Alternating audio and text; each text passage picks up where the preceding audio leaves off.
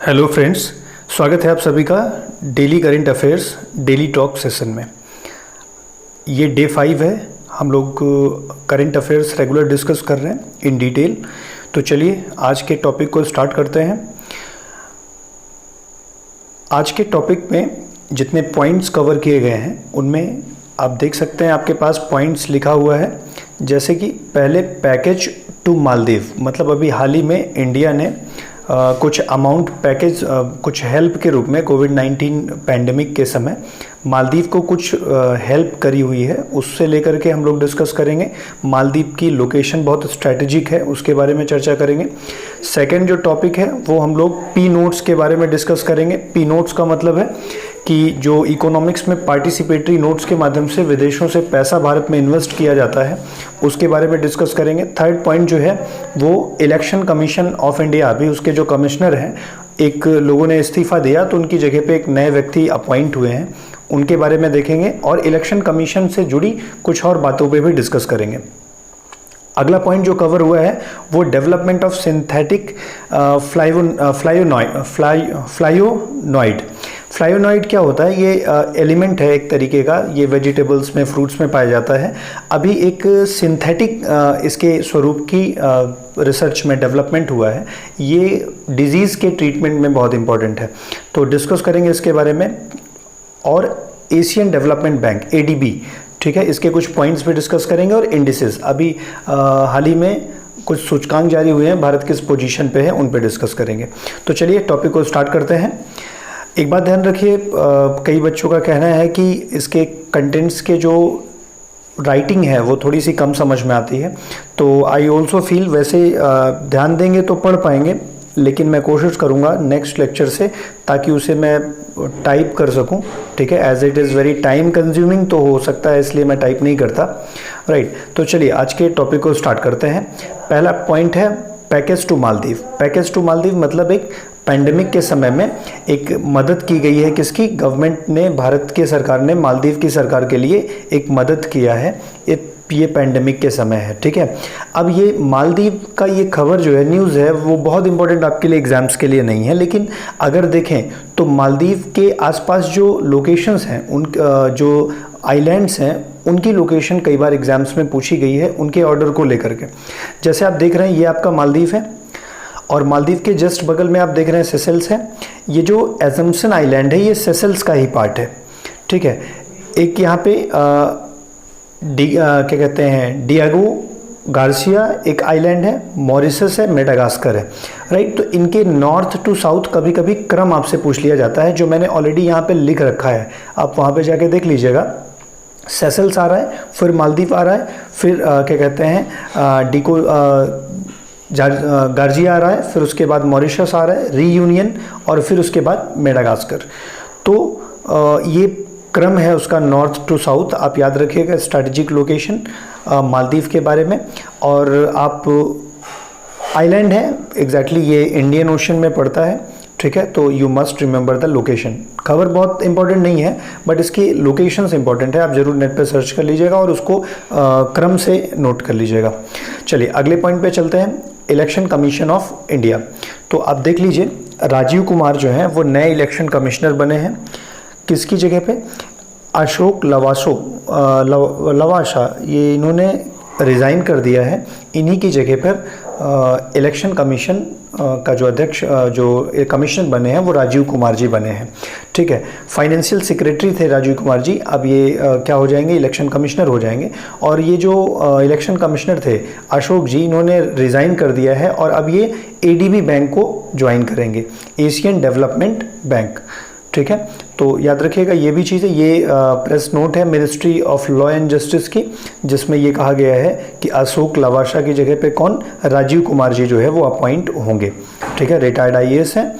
तो अब ये जो अशोक जी हैं वो मतलब फॉर्मर जो इलेक्शन कमिश्नर हैं, ये कौन होंगे, ये कहाँ जाएंगे? तो he is being elected as the president और in any post in Asian development bank, ठीक है। तो ADB में को ज्वाइन कर रहे हैं, इसलिए इन्होंने इस्तीफा दे रखा है। भारत निर्वाचन आयोग के बारे में कुछ और इम्पोर्टेंट बातें आइए आपसे डिस्कस करते हैं। इलेक्शन कमीशन जो है वो एक कॉन्स्टिट्यूशनल बॉडी है कॉन्स्टिट्यूशन बॉडी वो बॉडी होती है जिसका उल्लेख संविधान में दिया जाता है, संवैधानिक बॉडी बोल सकते हैं आप। जैसे एक स्टैट्यूटरी बॉडी होती है, एक कॉन्स्टिट्यूशनल बॉडी होती है। जैसे कोई संगठन, जैसे नीति आयोग के बारे में बात करें तो नीति आयोग तो हालांकि एक्स्ट्रा कॉन्स्टिट्यूशनल बॉडी है, लेकिन अगर बात किया जाए एक ऐसा नीति आयोग को ही ले लीजिए, तो एक अलग से लॉ बना करके पार्लियामेंट अगर किसी बॉडी को बना देती है जो संविधान में नहीं लिखा है, उसे आप स्टैट्यूटरी बॉडी बोलते हैं। लेकिन कॉन्स्टिट्यूशनल बॉडीज ऐसी होती हैं जिनका उल्लेख संविधान में दिया होता है, ठीक है। तो ये एक इसका उल्लेख संविधान के अनुच्छेद 324 में कहा गया है कि एक इलेक्शन कमिश्नर होंगे, ठीक है ना। अब उनकी संख्या निश्चित नहीं की गई है, लेकिन इलेक्शन कमिश्नर के बारे में कहा गया है जो इलेक्शंस हेल्ड करवाएंगे। इनकी क्या जिम्मेदारी है, तो ये क्या करते हैं, इलेक्शंस जो होते हैं, इलेक्शन प्रोसेस जो इंडिया में होता है, वो चाहे यूनियन में हो चाहे स्टेट में हो, कहीं पर भी हो, इनसाइड कंट्री जो भी इलेक्शन होंगे वो ये एडमिनिस्टर करेंगे, उसको ठीक से करवाएंगे, प्रक्रिया को पूरी करेंगे। कौन कौन से इलेक्शन करवाते हैं लोकसभा, ये लोकसभा के इलेक्शन करवाता है इलेक्शन कमीशन, और राज्यसभा के इलेक्शन करवाता है, राज्य की विधानसभाओं का इलेक्शन करवाता है, राष्ट्रपति का इलेक्शन करवाता है और उपराष्ट्रपति का इलेक्शन करवाता है। लेकिन जो ग्राम पंचायत के और म्युनिसिपैलिटीज़ के, जो नगर निगम के जो इलेक्शन होते हैं, उसको मुख्य चुनाव आयोग नहीं करवाता, बल्कि उसकी जगह पे हर राज्यों में एक अलग से स्टेट इलेक्शन कमिश्नर होता है, राज्य निर्वाचन आयोग होता है।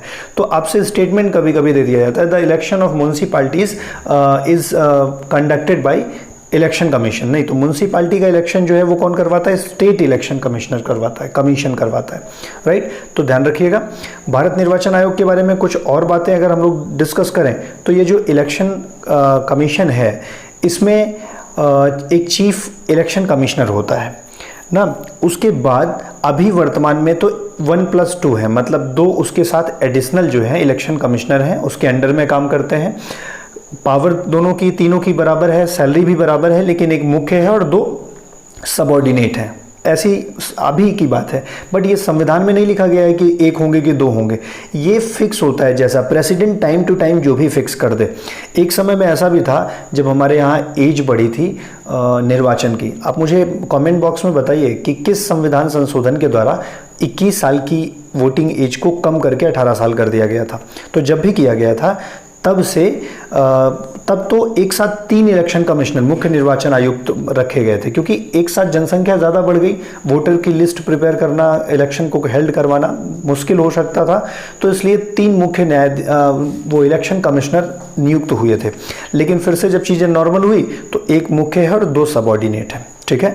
और ये जो अपॉइंटमेंट है चीफ इलेक्शन कमीशन का, ये कौन करता है, it is done by president, राष्ट्रपति करता है। मुख्य निर्वाचन आयोग जो भी इलेक्शन कमिश्नर होता है, उसका नियुक्ति कौन होता है, प्रेसिडेंट करता है। इनकी जो टेन्योर होता है वो 6 साल का होता है या अधिकतम 65 वर्ष। कहने का मतलब ये है कि मान लीजिए कोई 62 वर्ष की उम्र में मान लीजिए कमिश्नर बनता है, तो वो 65 पे रिटायर हो जाएगा, भले ही 3 साल हुए हैं, तो 65 साल पहले पूरे हो जाएंगे तो वहाँ पे रिटायर हो जाएगा, और नहीं तो मैक्सिमम 6 ईयर्स जो भी पहले आ जाएगा, तो उसका टेन्योर 6 साल के लिए या मैक्सिमम 65 ईयर्स तक होता है। और ये जो दूसरे जजेस होते हैं, जो इलेक्शन कमिश्नर होता है, उसका जो स्टेटस होता है और उसकी जो सैलरी होती है ना, वो सुप्रीम कोर्ट के जज के बराबर होती है। मतलब उतना ही स्टेटस उसका होता है और उतनी ही सैलरी होती है। तो आप कभी देख सकते हैं किसके इक्विवेलेंट होता है कमिश्नर, तो कमिश्नर सुप्रीम कोर्ट के जज के इक्विवेलेंट होता है।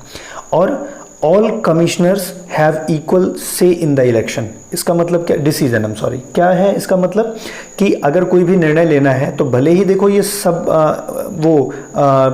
अंडर में 2 लोग इलेक्शन कमिश्नर के हैं, लेकिन एक चीफ है और 2 सबऑर्डिनेट है, लेकिन किसी भी मुद्दे पर इन तीनों का बहुमत ही डिसीजन मान्य होता है। जैसे कोई किसी बात पर निर्णय लेना है तो ऐसा नहीं कि मुख्य निर्वाचन आयोग कुछ कह देगा तभी उसी को मान लिया जाएगा ना।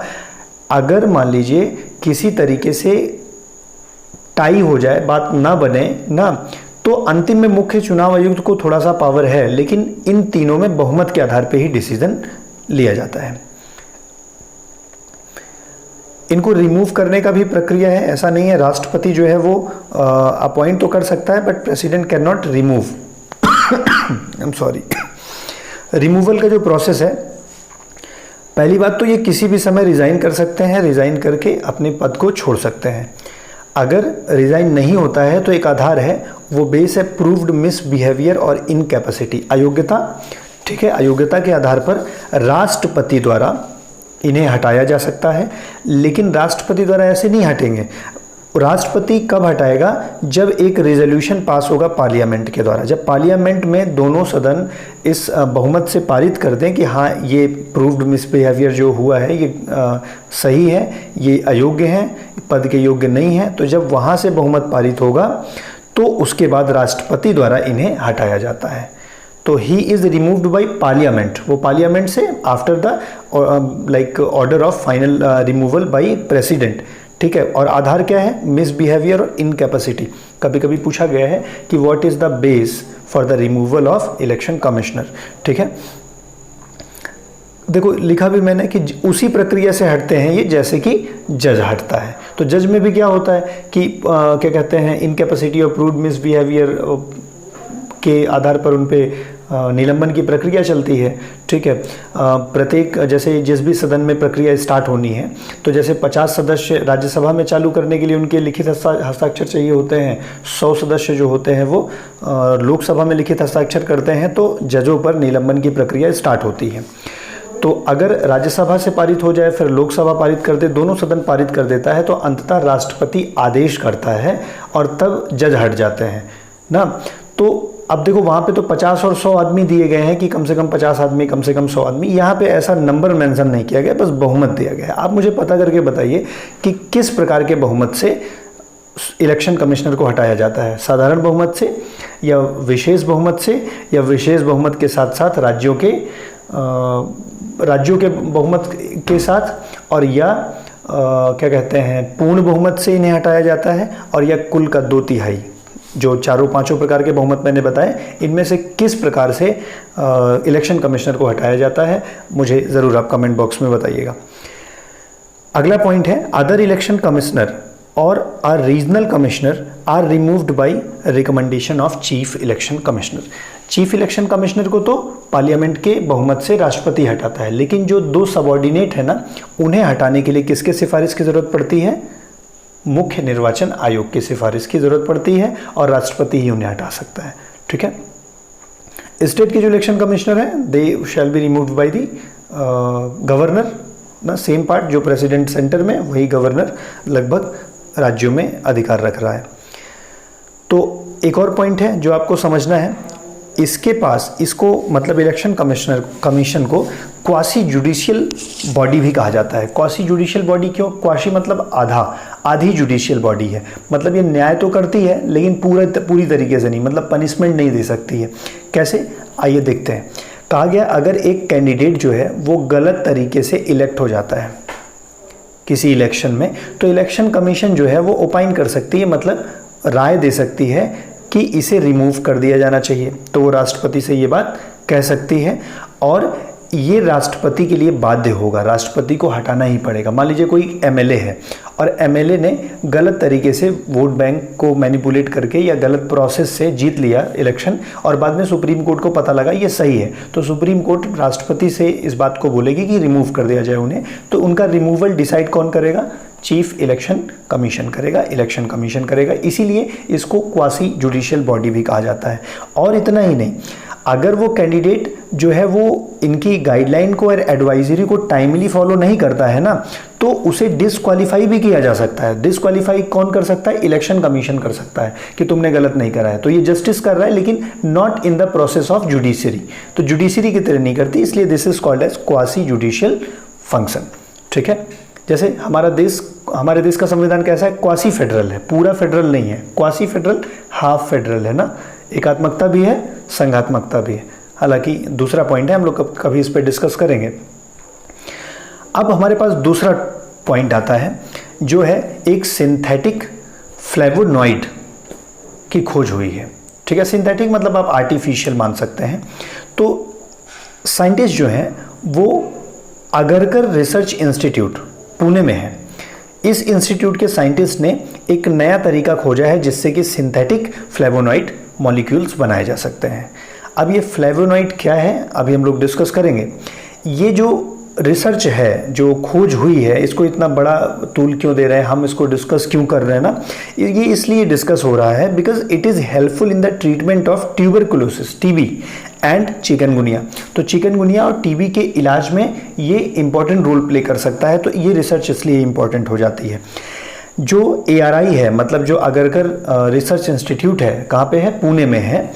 ये एक ऑटोनोमस इंस्टीट्यूट है, स्वतंत्र संस्थान है, ठीक है। किस डिपार्टमेंट के अंतर्गत काम करती है, तो department of science and technology, ठीक है, DST, गवर्नमेंट ऑफ इंडिया का एक बॉडी है, department of science and technology, उसी के अंतर्गत अगरकर रिसर्च इंस्टीट्यूट पुणे का काम करता है, जहाँ के साइंटिस्ट ने सिंथेटिक फ्लेवोनॉइड के बारे में डिस्कस किया है। भले ही आपको चीज़ें याद ना रह जाए, बट एक बार आप सुनेंगे ना, तो ये चीज़ें आप ना भी नोट्स बनाएंगे और एक बार गो थ्रू करके सुन के गए हैं, तो जब वो पॉइंट मिलेगा तो आपको याद आएंगी चीज़ें, ठीक है, इट विल बी हेल्पफुल। अब ये फ्लेवोनॉइड क्या है, इसके बारे में डिस्कस कर लेते हैं, ठीक है। तो ये फ्लेवोनॉइड जो है, एक तरह से देखा जाए तो पॉलीफेनॉल है। पॉलीफेनॉल का मतलब है प्लांट केमिकल है। देखो मैं आपको समझाता हूँ, जो आपके प्लांट और वेजिटेबल में कलर होते हैं ना, वो दो चीज़ों से मुख्यतः बनते हैं। एक तो आपका ये फ्लेवोनॉइड हो गया, ये भी रिस्पॉन्सिबल है कलर के लिए, और एक जो है कैरोटीनॉइड और फ्लेवोनॉइड, ये दो चीज़ें जो है रिस्पॉन्सिबल हैं फ्रूट्स और वेजिटेबल के कलर फॉर्मेशन के लिए। जो आप कलर देखते हैं ना, colour of vegetable and fruit come from two component, तो इन दोनों के मिक्सचर से ये फ्लेवोनॉइड बनता है। तो ये स्पेशली कहाँ पाया जाता है, फ्रूट्स एंड वेजिटेबल में, जो कहीं ना कहीं डिजीज से लड़ने में मदद करती हैं, उनका क्योर भी होता है। लेकिन अब हम जब सिंथेटिक बना ले रहे हैं, तो हमें ज़रूरत नहीं पड़ेगी कि हम वेजिटेबल से इन्हें निकालें, तो कहीं ना कहीं थोड़ा सा मेडिसिन बनाने में रिसर्च हमारा ईजी हो पाएगा। तो इसलिए फ्लेवोनॉइड के बारे में हमने डिस्कस किया।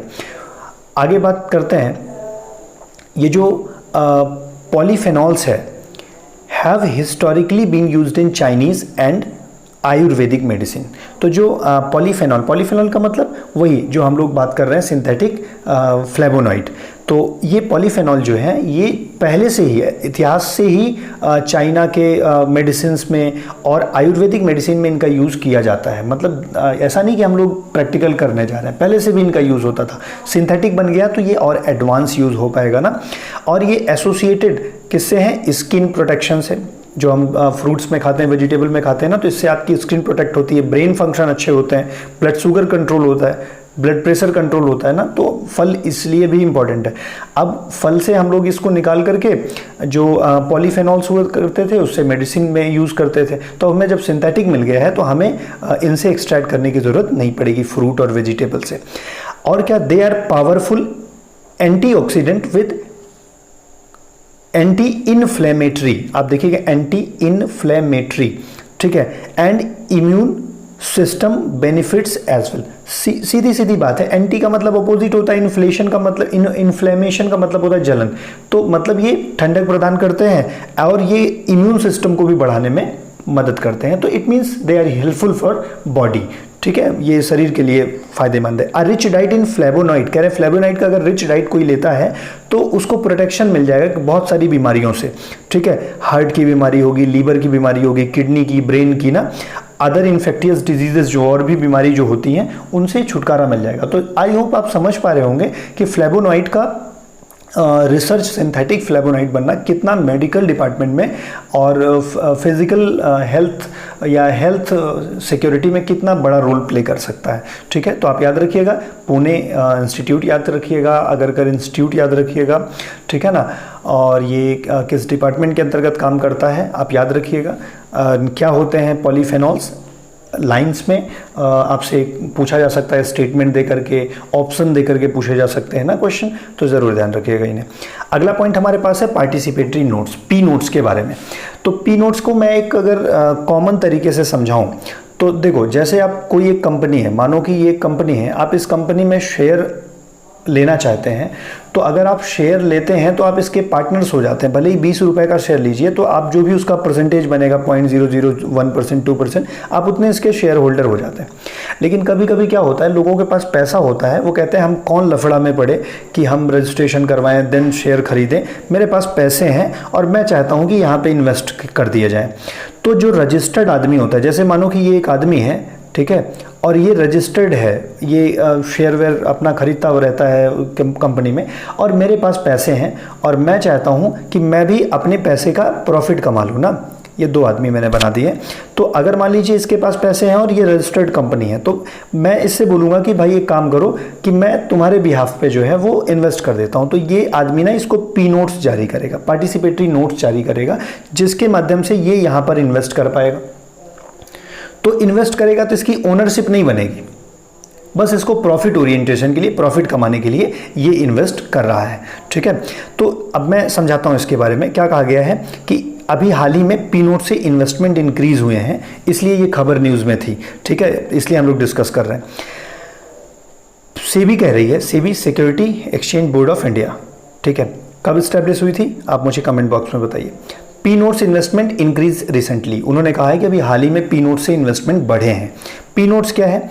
तो ये इशू किया जाता है रजिस्टर्ड फॉरेन पोर्टफोलियो इन्वेस्टर्स ना। फॉरेन पोर्टफोलियो इन्वेस्टर जो विदेशी हमारे निवेशक हैं, जो भारत में रजिस्टर्ड हैं ना, या जो भी FPIs मतलब फॉरेन पोर्टफोलियो इन्वेस्टर्स हैं जो रजिस्टर्ड हैं, उनके द्वारा इशू किया जाता है टू ओवरसीज इन्वेस्टर, दूसरे देशों के इन्वेस्टर्स को, who wish to be a part of Indian stock market, जो कहाँ पे इन्वेस्ट करना चाहते हैं, भारतीय स्टॉक मार्केट में इन्वेस्ट करना चाहते हैं without registering their self directly register करके नहीं, बल्कि रजिस्टर्ड FPI से पी नोट्स लेकर के और उसके बिहाफ पे ये रजिस्टर कर सकते हैं, मतलब इन्वेस्ट कर सकते हैं। तो पी नोट कौन जारी करता है? जो रजिस्टर्ड संस्थाएं होती हैं, फॉरेन पोर्टफोलियो इन्वेस्टर्स जो होते हैं, वो पी नोट जारी करते हैं किसी ऐसे इन्वेस्टर को जो बिना रजिस्ट्रेशन के कंपनी में पैसे लगाना चाहता है, प्रॉफिट कमाएगा और फिर निकल लेगा वो। ठीक है, अब इसके बारे में कुछ और इंपॉर्टेंट बातें देखिए। पहला लाइन है FPIs मतलब फॉरेन पोर्टफोलियो इन्वेस्टमेंट जो है, are non residents who invest in Indian securities like share, government bonds, corporate bonds. मैंने ये भी लिख दिया ताकि आपको दिक्कत ना हो। ये जो FPIs है ना, ये भारतीय नहीं होते, ये नॉन रेजिडेंट होते हैं, लेकिन ये भारत के शेयर वेयर में इन्वेस्ट करते हैं, रजिस्टर्ड होते हैं उसमें इन्वेस्ट करने के लिए। ठीक है, तो ये भारतीय नहीं है, नॉन रेजिडेंट होते हैं, लेकिन ये क्या करते हैं, इन्वेस्ट करते हैं, रजिस्ट्रेशन इनका होता है। उसके बाद सेबी जो है, फॉरेन पोर्टफोलियो इन्वेस्टर्स रेगुलेशन, और ये किसके अंतर्गत रजिस्टर होते हैं? Foreign portfolio investors regulation act 2019, ये FPI से रिलेटेड है। तो जिनको भी रजिस्ट्रेशन करना होगा सेबी के अंतर्गत इसी एक्ट में रजिस्टर्ड रहेंगे। It is different from FDI।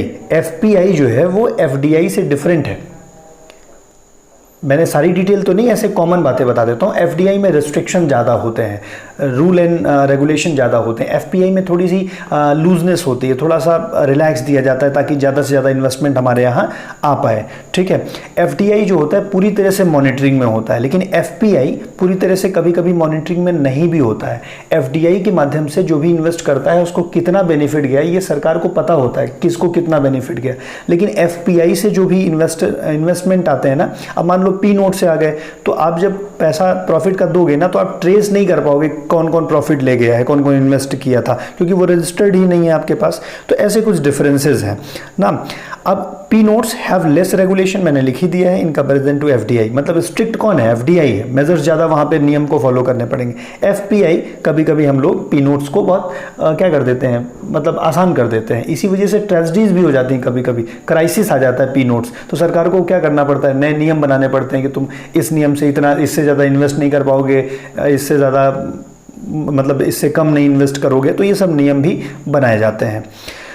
अब और बातें देखिए इसी के बारे में। फॉरेन फाइनेंशियल इन्वेस्टमेंट मैंने थोड़ा और डिटेल करके बताया कि फॉरेन फाइनेंशियल इन्वेस्टमेंट क्या है, कि हर कंट्री चाहता है कि हमारे यहाँ विदेश से पैसा आए, तो वैसे भारत भी चाहता है। तो उसने 1994 में ना ये व्यवस्था स्टार्ट की, फॉरेन इंस्टीट्यूशनल इन्वेस्टमेंट। उन्होंने कहा India opened capital market for foreign portfolio investment या फॉरेन इंस्टीट्यूशनल इन्वेस्टमेंट। दो प्रकार के इन्वेस्टमेंट मैंने लिखे हैं, एक तो फॉरेन पोर्टफोलियो इन्वेस्टमेंट और एक फॉरेन इंस्टीट्यूशनल इन्वेस्टमेंट। मैं इन्हें डिटेल में नहीं समझाऊंगा, आप जाकर के पढ़ लीजिएगा इसके बारे में।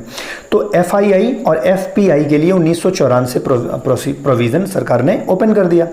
इस समय ना 9000 से ज़्यादा ऐसी कंपनीज हैं जो रजिस्टर्ड हैं सेबी के अंतर्गत। तो आप ये भी देखिए FPI और FPI और FII किसके अंतर्गत रजिस्टर होती हैं? सेबी के अंतर्गत।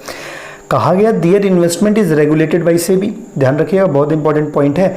उनका जो इन्वेस्टमेंट होता है वो कौन रेगुलेट करता है, ध्यान देता है, वो सेबी, लेकिन उस पर सीलिंग, उसका मैक्सिमम लिमिट कौन सेट करता है, दैट इज आरबीआई, क्योंकि आरबीआई को ध्यान देना है ना कि इन्फ्लेशन ना आ जाए, मार्केट में ज़्यादा प्रॉफिट बाहर ना चला जाए, तो कितना मैक्सिमम लिमिट होगी वो आरबीआई मेंशन करेगा, और उसको रेगुलेट, नियम कानून कौन बनाएगा, सेबी बनाएगा। ठीक है, चलिए एडीबी के बारे में थोड़ी सी बात मैंने यहाँ पे मेंशन कर दी है, बहुत ज़्यादा नहीं, आप बाकी सर्च कर लीजिएगा। एशियन डेवलपमेंट बैंक इसका नाम है। सेटअप कब हुआ, 1966 में। 31 फाउंडिंग मेंबर्स थे, अभी तो इसके लगभग 67 फाउंडिंग मेंबर्स हो गए हैं, मुझे एग्जैक्ट याद नहीं है, आप देख लीजिएगा। हेडक्वार्टर मनीला में है, फिलीपींस में, फिलीपींस की राजधानी है। कई बार क्वेश्चन में पूछा गया हेडक्वार्टर, ठीक है, एडीबी का हेडक्वार्टर क्या है, ध्यान रखिएगा। पर्पस क्या है, तो ये foster economic growth and cooperation in the region of Asia, तो एशिया में देशों की मदद करता है। कोई अगर कहता है तो इसको डेवलपमेंट के लिए पैसे वैसे भी देता है, ठीक है, इंफ्रास्ट्रक्चर डेवलपमेंट के लिए, इकोनॉमिक ग्रोथ के लिए उसका ध्यान रखता है, तो एडीबी आप ध्यान रखिएगा। चलिए और आगे चलते हैं। ये मैंने आपके लिए ऐसे एक पूरा का पूरा डायग्राम मेंशन कर दिया है जो मैं पढ़ा चुका हूँ ऑलरेडी ना, तो वो सारी बातें हैं कि इलेक्शन कमिश्नर जो है वो अथॉरिटी किसके अंतर्गत आर्टिकल 324 में है, ठीक है। और उसके बाद मैंने आपको ये बता दिया कि एक चीफ इलेक्शन कमिश्नर है और 2 इलेक्शन कमिश्नर है, रिमूवल कैसे होता है, जैसे जज का होता है, फंक्शन क्या है, तो ऐसे फंक्शन भी दे दिए गए हैं। तो कभी कभी आपसे फंक्शन पूछ लेता है, आप इसे एक बार गो थ्रू कर सकते हैं अगर आपका मर्जी करे तो, ठीक है। चलिए और आगे चलते हैं। और इसके बाद हमारे पास अगला पॉइंट जो है, this is Hindu, the Hindu की वोकेबलरी है। आप में से बहुत सारे बच्चों के लिए इंग्लिश से प्रॉब्लम होती है, तो उसके लिए मैंने कुछ वोकेबलरी दे रखी है, आप इसे पढ़ लीजिएगा। इसके सिनोनिम्स भी दिए गए हैं, ठीक है, और वर्ड ऑफ द डे भी गिवन है, तो आप जाके सर्च कर लीजिएगा इसका आंसर क्या होता है, ठीक है। Thank you very much. Wait, I am sorry, एक स्लाइड बची हुई है। अभी सूचकांक है, इसके बहुत सारे क्वेश्चन, अभी जैसे आप आरओ अगर देने वाले हैं तो उसमें भी एक आध क्वेश्चन फिक्स ही है। टेट सीटेट देते हैं तो उसमें भी क्वेश्चन फिक्स है। कोई भी एग्जाम है तो उसमें एक आध 2 क्वेश्चन इसके तो फिक्स ही होते हैं, तो एक बार गो थ्रू कर जाते हैं। विश्व प्रेस स्वतंत्रता सूचकांक, ठीक है ना, तो प्रेस फ्रीडम ऑफ प्रेस जो है वो भारत 142वें स्थान पे है, और जो है नॉर्वे फर्स्ट पे है। भारत का याद रखिए, फर्स्ट पे क्या कौन है ये ध्यान रखिए। विश्व खुशहाली हैप्पीनेस इंडेक्स जो है वो फिनलैंड वाले बहुत ज़्यादा खुश हैं, और भारत वाले 144 नंबर पे खुश हैं ना, मतलब we are not so happy, ठीक है। और कैसे हैप्पी हों, we have so many problems. प्रत्यक्ष बिक्री उद्योग सूचकांक जो है, ठीक है, वो भारत 15वें स्थान पर है, अमेरिका फर्स्ट पे है, ठीक है। जिसे आप डायरेक्ट सेल बोल सकते हैं इंडेक्स। विनिर्माण जोखिम सूचकांक भारत 3, ये इंपॉर्टेंट नहीं है, ये भी मैं इंपॉर्टेंट नहीं मानूंगा। वैश्विक रियल एस्टेट पारदर्शिता सूचकांक, ये भी नॉट वेरी इंपॉर्टेंट, एग्जाम में बहुत नहीं पूछा जाता। पर्यावरण सूचकांक इज़ वेरी इंपॉर्टेंट, भारत 168वें नंबर पे है, डेनमार्क पहले पे है, ठीक है। जलवायु जोखिम सूचकांक याद कर लीजिए, भारत 5वें पे है, जापान फर्स्ट पे है, ठीक है। और उसके बाद व्हाट इज गिवन इट, हाँ, वैश्विक जलवायु परिवर्तन प्रदर्शन सूचकांक, भारत 9वें पे, स्वीडन फर्स्ट पे है। फीफा रैंकिंग आप ध्यान रखिएगा, भारत 108, बेल्जियम फर्स्ट पे है। सतत विकास, दिस इज़ वेरी इंपॉर्टेंट, तो सतत विकास का जो लक्ष्य है आप उसको देख लीजिएगा। तो मतलब मैं बोलूँगा एक इसको पढ़ लो, एक खुशहाली सूचकांक, प्रेस सूचकांक, पर्यावरण सूचकांक, अगर आप 4 याद रखते हैं तो इट इज़ गुड, ठीक है। तो इस तरीके से आज की स्लाइड खत्म होती है। आई होप हम लोगों ने सारे के सारे डिस्कशंस कंप्लीट कर लिए हैं, सारे डिस्कशंस कंप्लीट कर लिए हैं। ये कभी कभी फ़ोन बुरा मान जाता है तो कहीं इधर उधर चला जाता है, तो बुरा मत मानिएगा आप लोग। लास्ट में हम लोग डिस्कस कर रहे थे, या we had discussed each and everything, तो सारी स्लाइड ख़त्म हो गई। तो इस तरीके से ये आज का करंट अफेयर्स था, जो भी इंपॉर्टेंट बातें थी। न्यूज़पेपर के डिस्कशन की प्लानिंग मैं कर रहा हूँ, अगर पीडीएफ से डिस्कस कर पाऊँगा तो उसके कुछ आर्टिकल्स होते हैं जिन्हें मैं आपसे डिस्कस करने की कोशिश करूँगा। अगर आपको ऐसी इच्छा है कि अगर मैं डिस्कस करूँ तो अच्छा होगा, तो आप ज़रूर कमेंट बॉक्स में बोल सकते हैं, ठीक है। तो थोड़ा सा मुझे लगेगा कि सपोर्ट है तो मैं कोशिश करूँगा, ठीक है। और भी कुछ इम्प्रूवमेंट आपको चाहिए, कुछ भी आपको लगता है कि कुछ और इम्प्रूव हो जाए तो आपको अच्छा मिल जाएगा, तो आप मुझे ज़रूर बताइए। राइटिंग वाली परेशानी है, अगर आपको सच में परेशान कर रही है तो प्लीज़ कमेंट बॉक्स में बता दीजिए कि राइटिंग इज़ नॉट विजिबल, तो मैं फिर उसे टाइप करने की कोशिश करूँगा। Thank you very much for today. And keep reading, keep studying, स्वस्थ रहिए, कुशल रहिए, घर परिवार का ध्यान रखिए, और पेंडेमिक के समय तो बिना ज़रूरी काम के कहीं बाहर मत जाइए, ठीक है। और पढ़ते रहिए, आने वाले समय में ढेर सारी परीक्षाएं हैं, ढेर सारे एग्ज़ाम्स हैं, and you will crack something, ठीक है। चलो, thank you very much, have a nice day.